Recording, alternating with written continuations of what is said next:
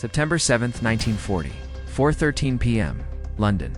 The air raid sirens begin to rise just as the sun dips low enough to turn the Thames into a ribbon of fire. Inside the cabinet war rooms beneath Downing Street, the walls tremble as the first bombs land east of the city. Dust sifts from the ceiling. Lamps sway. Somewhere above, London is being opened by high explosive. Winston Churchill does not move. He stands at a long wooden table, a thick cigar burning forgotten between his fingers, eyes locked on a sheet of paper just delivered by courier. The page is plain, typed, no markings to reveal its power, but its words have come from the deepest secret in Britain. For the first time since the war began, Britain knows where the enemy is coming from before the enemy even takes off. Only 3 months earlier, Britain had stood alone. France had fallen in weeks. Dunkirk was a miracle soaked in loss. The Luftwaffe methodically pounded British radar stations, airfields, and cities into smoke. This was the hour when empires usually collapse. And yet, beneath London, a different battle is already underway. At Bletchley Park, a quiet Victorian estate north of London, civilians in tweed jackets and military uniforms work around the clock in huts that smell of hot wiring and stale tea. They are linguists, chess champions, mathematicians, engineers, outsiders, misfits among them. Alan Turing's machines grind endlessly, chewing through millions of cipher combinations per day. The Enigma code was supposed to be unbreakable, a different encryption every 24 hours. Rotors shifting like the tumblers of a cosmic lock. For months, the machines fail. Then patterns emerge, mistakes are made, and suddenly the darkness cracks. Now, in Churchill's hand, the impossible is reality. Flight columns, target sectors, timing estimates, fuel limits, escort weaknesses. The Luftwaffe's next blow is no longer a mystery. It is a schedule. Above Britain, RAF radar stations sweep the skies. Green pulses bloom across glass scopes. Operators track incoming formations still forming over France. They don't know why today is different, only that the controllers are uncharacteristically calm. Positions. At RAF Northolt, Polish pilots of No. 303 Squadron jog toward their Hurricanes as engines roar to life. These men have already lost their country once. Germany crushed Poland in weeks. Many watched their families vanish under occupation. Now Britain is their last battlefield. They climb into cockpits with teeth clenched and hands steady. They will not lose this sky. The Luftwaffe arrives over Kent in numbers meant to overwhelm. Bombers fill the horizon in stacked formations. Messerschmitt escorts weave above them like steel hornets. Something is wrong. The British fighters are already waiting. They rise straight into the bomber stream instead of scrambling late.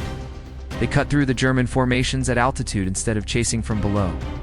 They hit the escorts where fuel is weakest and the bombers where formations are tightest. Hurricanes tear through Hinkles. Spitfires claw through BF-19s. Tracer fire stitches the cloud base into flame. German bomb loads erupt in midair. And inside British control rooms, voices track every movement with preternatural accuracy. Because someone, somewhere, already read tomorrow's battlefield today. Back underground, Churchill listens to the updates without speaking. He does not smile. He does not lean back. But for the first time since becoming Prime Minister, he exhales. For months, he had spoken as if Britain could never fall. Now, quietly, he begins to sense that it might not. The raids continue for weeks. London burns. Coventry is shredded. The docks become ash. Thousands die. But the RAF does not break. Intercept after intercept lands with unnatural timing. German commanders begin to suspect radar as the culprit. They never imagined the truth is deeper, that their most sacred code is already whispering to the enemy. Inside Bletchley Park, the pressure becomes unbearable. Every decrypted message risks exposing the secret. If Britain intercepts too many raids, Germany may realize Enigma is compromised. If Britain intercepts too few, the cities will burn. Churchill faces impossible choices. Which targets to save, which to sacrifice. How many must die to protect the secret that may save millions more? One night, as bombs fall on a city revealed in advance by Ultra, Churchill refuses to scramble fighters. He allows the raid to proceed and watches the reports of devastation in silence the next morning. But the tide is shifting. German aircraft losses climb unsustainably. Pilots who once flew with confidence now fly with dread. Fuel runs thin. Veteran squadrons are chewed apart. And still the RAF rises to meet them earlier, higher and harder than should be possible. It is meant to break fighter command once and for all. Instead, it is shattered. Wave after wave is torn apart over southeastern England. Bombers flee, dumping payloads into the sea. Escort formations disintegrate under relentless interception. It becomes the Luftwaffe's worst single day of losses in the entire campaign. Indefinitely that night. Churchill walks alone through the war rooms. Maps are covered in pins marking destroyed enemy aircraft. Controllers sit exhausted at their stations. Couriers move quietly in the corridors. The machinery of survival grinds on without triumph. Britain still bleeds. So now, somewhere behind the smoke and sirens, the Prime Minister begins to understand the truth hiding beneath the chaos. The enemy's mind is no longer sealed to him.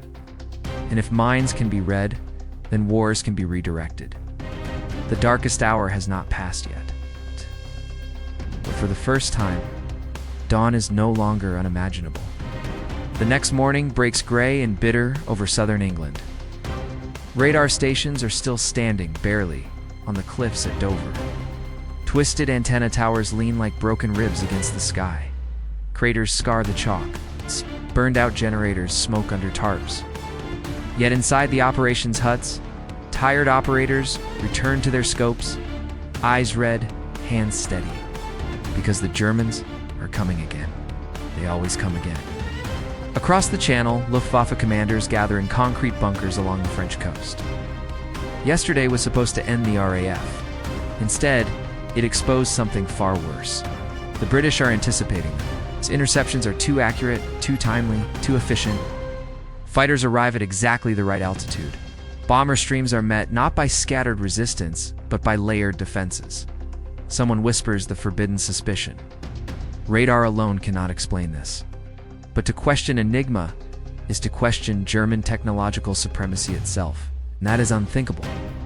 Back in London, ultra decrypts keep flowing. Not perfectly, not cleanly. The codebreakers still lose days to rotor changes and machine failures. Some messages arrive too late to save their targets, others arrive just in time. One such message lands on Churchill's desk late in the afternoon, led of heavy bombers, incendiaries, a city full of factories already strained to their limit. Fighter command is already low on pilots. Squadrons are exhausted. Some aircraft are patched together with scavenged parts and prayer. Churchill studies the paper for a long time, and he gives the order, scramble. The interception is brutal. In the thin air above the Midlands, hurricanes slam through clouds of bombers as burning magnesium spills toward the rooftops below. Pilots scream warnings into clogged radio channels. Engines cough, cannons jam, men die mid-sentence, and that survival ripples through Britain like a whisper of hope. The Luftwaffe changes tactics. Now the sky belongs less to fighters and more to darkness itself. And Ultra follows them there too. Navigation beacons, bomber refueling schedules, weather gaps, escape corridors. The silence between the bombs becomes haunted with invisible meaning. Churchill now reads the war a page in advance. On the streets of London, civilians begin to notice something strange. Raids still come, death still falls, but not as randomly as before. Some nights are strangely quiet. Others strike with dreadful precision as though the city itself has been chosen by a distant, calculating hand. The public never learns the truth. Within fighter command, the strain becomes existential. Pilots fly 3, 4, sometimes 5 sorties per day. Some fall asleep in their cockpits between scrambles. Ground crews replace engines under torchlight while raids howl overhead. The Polish squadrons, hardened by the collapse of their homeland, become legends. No. 303 alone racks up kill totals that stun the British High Command. Their defiance is ferocious. They chase bombers into flak storms and carve through escorts with reckless precision. Many never land again. And through it all, Enigma keeps speaking. Not loudly, not clearly, but consistently enough to matter. By October, the pattern becomes undeniable. German aircraft losses are unsustainable. Training replacements cannot keep up. Experienced pilots vanish into the Channel or burn over England.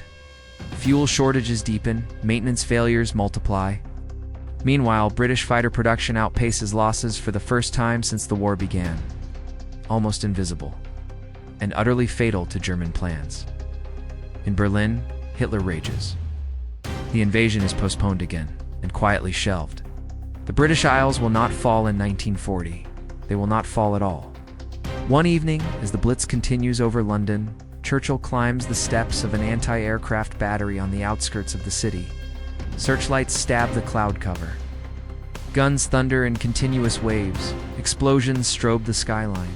An officer beside him offers to guide him back below. Churchill refuses. He watches the guns fire into the storm. These, he says quietly, are the men who saved civilization. The officer assumes he means the gunners. Churchill does not correct him. In truth, the salvation began months earlier in a paper-filled hut at Bletchley. It began with minds racing against machines. Whee! With stolen seconds, with invisible victories, as winter thickens over Britain, the Luftwaffe withdraws in force from the bombing campaign. The Battle of Britain is over. It has not been won cleanly, but it has been won. And for the first time since the war began, the Axis has suffered a strategic defeat it cannot disguise. Yet Ultra's work is far from over. In fact, its most dangerous phase has only just begun. Because now the war will move outward, across the seas, across the skies of occupied Europe, and everywhere the Germans believe their plans unseen. Ultra will be listening. Late one night, long after the bombs have faded, Churchill returns to the same table where the first decrypt once lay. Another message is waiting. U-boats, ports, convoys. The war beyond Britain's shores is already taking shape, Churchill reads and understands. What saved the island tonight may decide the fate of the entire war tomorrow. The war widens before dawn, not with a ceremony, but with the muted clatter of typewriter keys inside a sealed room where sunlight never enters. A new Ultra packet arrives before Churchill finishes breakfast. This one isn't about bombers, it's about ships, steel shadows sliding through the Atlantic. German U-boats, shifting patrol zones like wolves repositioning their pack, new refueling points, new ambush corridors, a tightening noose around Britain's lifeline. If those convoys fall, Britain starves. In the North Atlantic, the first convoy plows forward through black water and colder fear. Merchant sailors stand watch with frozen hands wrapped around binoculars crusted in salt. They know the submarines are out there. They always are. What they don't know is that London already has the enemy's map. But that knowledge is poison if handled wrong. If the Navy escorts every convoy that Ultra reveals, the Germans will know immediately. So Churchill makes the cruelest kind of decision. Some ships will be saved, others will not. And the men aboard will never know their deaths were calculated to protect a bigger secret. This is the unseen cost of intelligence. Admiral Dunnett's studies sinking reports with satisfaction. Tonnage destroyed rises sharply again. His wolf packs grow ever more aggressive, striking convoys in screaming night attacks lit by burning fuel and flares. From his vantage point, the sea war is being won. He never imagines London knows where his submarines are before his own captains do. By early 1941, Ultra expands. Italian naval ciphers fall. North Africa begins to whisper. Ports, supply depots, troop movements, fuel dumps, Frommel's. Desert Army unknowingly broadcasts its heartbeat straight into British hands. For the first time, the war stops being fought blind. In a dusty command tent outside Tobruk, British officers watch German armor reposition through binoculars. They already know where it will go tomorrow. Ultra told them last night. The artillery is waiting. When the panzers advance, they drive into a storm that seems impossibly prepared. Shells land with mechanical precision. Supply columns vanish in the sand before ever reaching the front. Rommel grows uneasy. Something is wrong. Back in London, the weight of secrecy begins to bend even Churchill. Each briefing ends the same way. Victory at a price no one else is allowed to understand. He cannot congratulate the codebreakers publicly. He cannot reveal their heroism. He cannot even hint at what they've cracked. Their reward is silence and survival. Then, in the spring of 1941, Ultra delivers something extraordinary. The target is no longer vague, no longer dispersed. It is a single, unmistakable location. The German battleship Bismarck is at sea, the most powerful warship in the world. A steel leviathan that can rip convoys apart alone. And now Britain knows exactly where it's going. But the trap is fragile. So the Royal Navy must pretend ignorance. Let Bismarck roam, let her strike. Let her believe she is unseen. She does strike.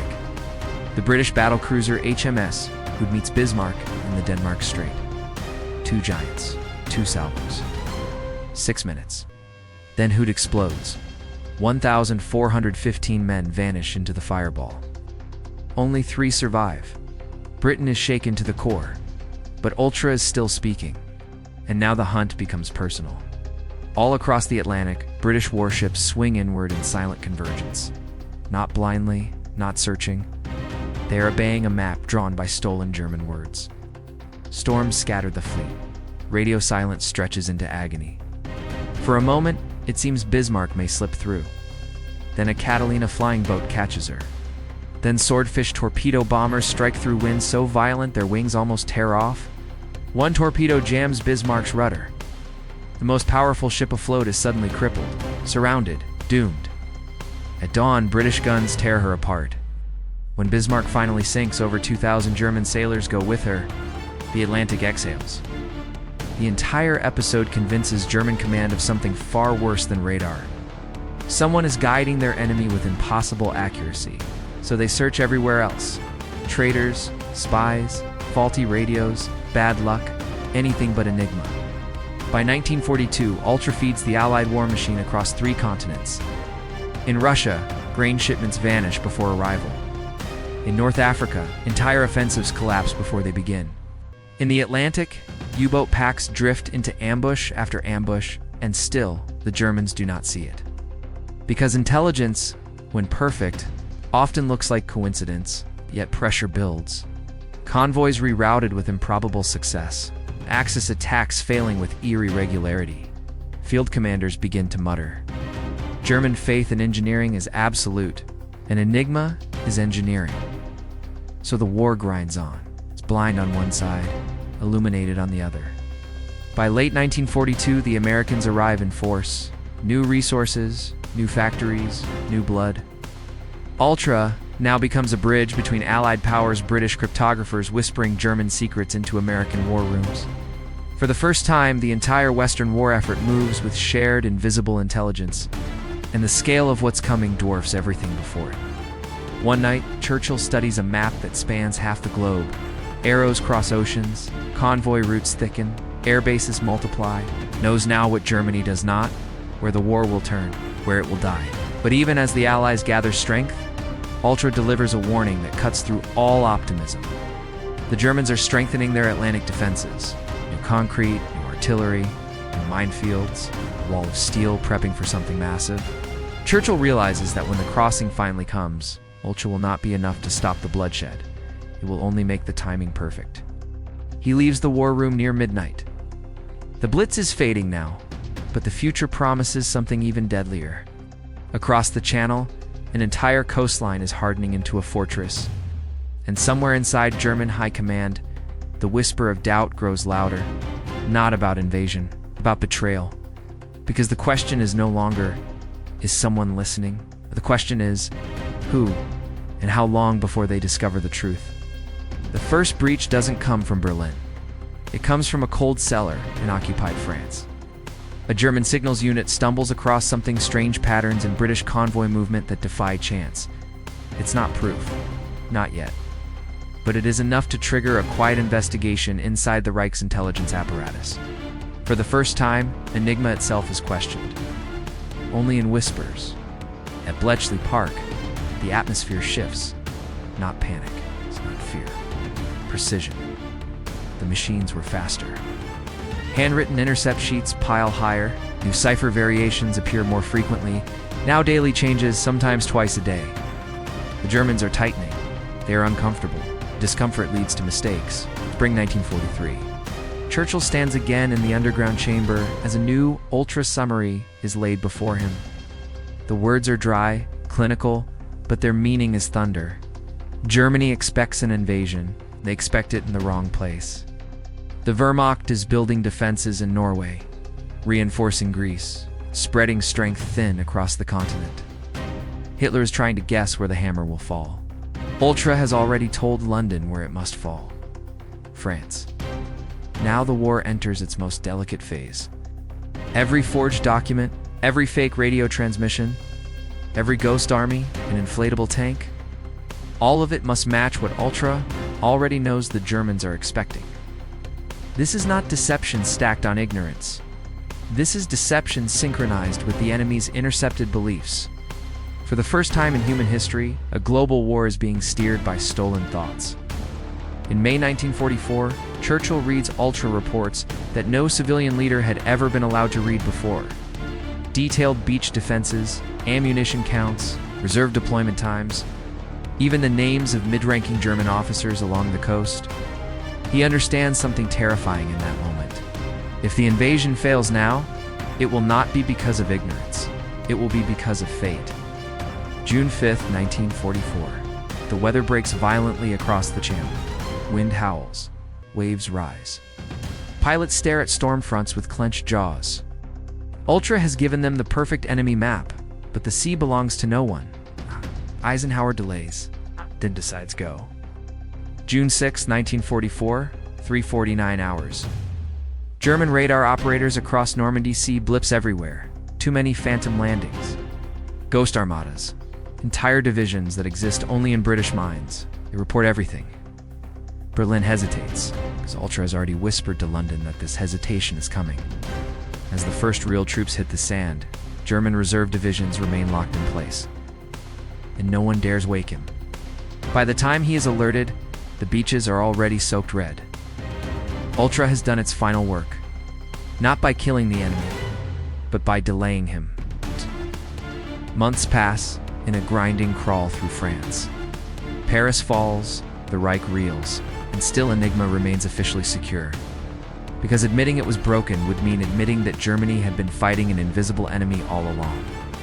Then, in late 1944, the truth nearly surfaces. A captured German officer under intense interrogation begins describing convoy losses that match Ultra precision too closely. His interrogators lean in. His suspicions match reality. But his proof is thin, speculative. He is transferred, then killed in an air raid. Inside Britain's intelligence corps, the mood turns dark. They realize something new now. Even if Germany never proves Enigma was broken, history may never credit the true weapon that won the survival of the island. There will be parades, medals, speeches, but the machines will be dismantled in silence. The codebreakers will return to anonymity. Victory will belong to pilots and soldiers, not to the hands that made their victories possible. Ultra intercepts turn frantic. Orders contradict each other. Units move without supply. Berlin is collapsing inward. And now finally, the encrypted messages carry fear. Unmistakable. Human. Desperate. May 7th, 1945. Germany surrenders. Churchill does not celebrate immediately. Instead, he requests one final Ultra briefing. Contains nothing useful. Nothing powerful. Only fragments of messages that no longer matter, and that more than any victory speech, tells him the war is truly over. Years later, long after Churchill is gone, long after Bletchley Park's doors are sealed and its machines destroyed, the world will finally be told. The Battle of Britain was not won only in the sky. The Atlantic was not secured only by ships. The landings at Normandy were not guided only by courage. They were guided by stolen thoughts, by forced mathematics, by men and women who fought an invisible war and were forbidden to speak of it. And when the truth finally surfaces, historians will realize something chilling. Britain's darkest hour did not turn toward dawn because of defiance alone. It turned because somewhere in a locked room, someone learned how to read the enemy's mind, and never once let the enemy know. The silence after surrender is not peaceful, it is heavy. Across Europe, radios go quiet. Cipher keys stop changing. Enigma traffic, the constant mechanical heartbeat of the Reichs, simply ends. At Bletchley Park, operators sit at their desks, staring at blank paper. For the first time in 6 years, there is nothing left to break. The war is over. But their war, the invisible one, cannot be acknowledged. Not for decades. Churchill orders the destruction of nearly everything. The bombs dismantled. The wiring charts burned. The intercept logs sealed under the highest secret classification Britain has ever issued. Even the men and women who ran the machines are sworn to lifelong silence. If a single word slips, it could mean the next war begins already lost. So they go home. 2 farms. Whoa. 2 classrooms. 2 factory floors. And they carry the greatest secret in modern history inside their chests, like a second heart. Ultra never officially existed. Every naval victory in the Atlantic is credited to improved tactics. No one is allowed to say the truth. That the ocean itself had been speaking German, and Britain had been listening. In Germany, the reckoning unfolds differently. Captured officers sit across from Allied interrogators and replay years of war in their minds. Convoys they had hunted flawlessly only to be counter-hunted. U-boat traps that closed with impossible speed. Fighter interceptions that seemed timed by clairvoyance. Something had been wrong. They had felt it, but they could never prove it. Finally, one naval officer whispers the question that haunted them all. Was Enigma broken? The interrogator pauses, smiles slightly, says nothing. Its silence is answer enough. Back in London, Churchill addresses Parliament with words that echo history, but not truth. He speaks of courage, of sacrifice, of destiny. He does not mention cryptographers, does not mention stolen messages, because the war after the war has already begun. Now the enemy is different. Whoever controls information controls survival. The Americans take Enigma machines to Washington. They study them, adapt them, evolve them. The technology that once encrypted Nazi orders becomes the foundation of post-war intelligence. Not just listening anymore, predicting, anticipating, intercepting before enemies even realize they've spoken. Decades pass. Churchill dies. Veterans age, graves fill quietly. And for 30 years, the public is told a heroic but incomplete story of the war, until one day, the files open. The British government releases the first Ultra documents. So do historians. So does the world. The truth detonates retroactively across history. Every major turning point, every narrow escape, every miracle of timing, it was mathematics. Men who had stayed silent for 30 years finally speak. About exhaustion, about accidental breakthroughs, about nights spent calculating probabilities instead of sleeping. Some cry as they remember friends who were killed while they themselves were saving thousands anonymously. Some feel pride. Some feel bitterness. Most feel relief.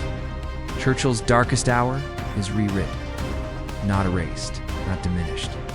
The RAF still held the skies. The people still endured the bombs.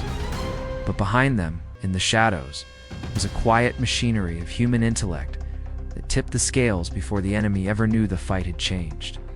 And in that revelation lies the most unsettling truth of all. Britain did not merely survive the war through courage, it survived by knowing what the enemy would do before the enemy did.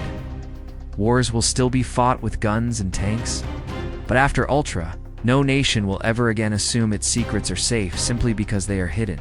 Because somewhere in some silent room, someone may already be listening. The final act begins, not with fanfare, but with quiet calculation.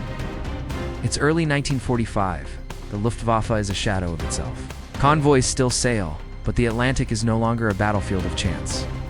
Every U-boat movement, every supply run, every German retreat has been anticipated.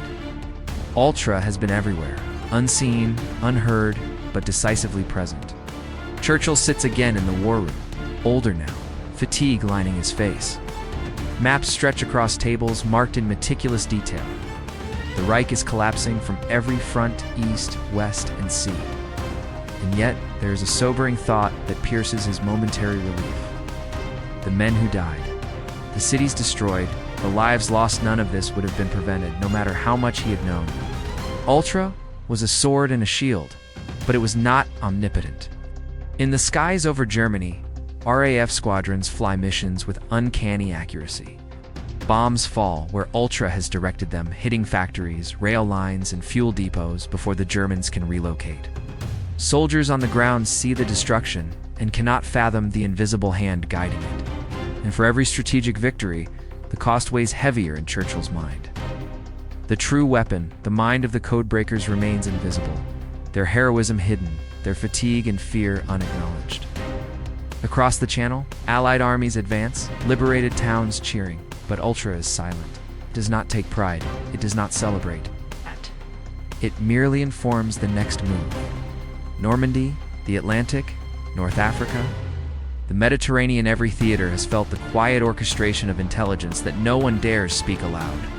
And as Germany's surrender looms, the final intercepts confirm a terrifying inevitability.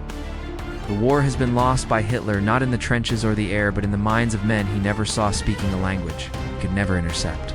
Finally, on May 7, 1945, as the formal surrender is signed, Churchill allows himself a rare private moment. He does not smile, he does not rejoice openly. Instead, he reflects on the invisible victories, the lives saved, the battles turned, the empire's survival, and on the young men and women who spent sleepless nights turning intercepted letters into strategy. He knows the world will celebrate generals and soldiers, not mathematicians and linguists. History will remember planes and guns, not typewriters and cipher machines. And yet in that reflection, there is a quiet triumph.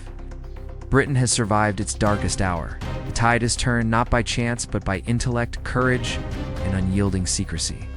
Every decision, every life preserved, every death calculated, was guided by minds that read the enemy before the enemy knew themselves. The war is over, but the lesson endures. Knowledge is power, and secrecy is survival. Yes. As the sun rises over London, illuminating the battered city, Churchill gazes toward the future. The Blitz may be over, Europe may be free, but the world is changed forever. The age of intelligence, code-breaking, and unseen strategy has arrived. Ultra has done its work, unseen but decisive. And in that silence, Britain's darkest hour has finally given way to dawn.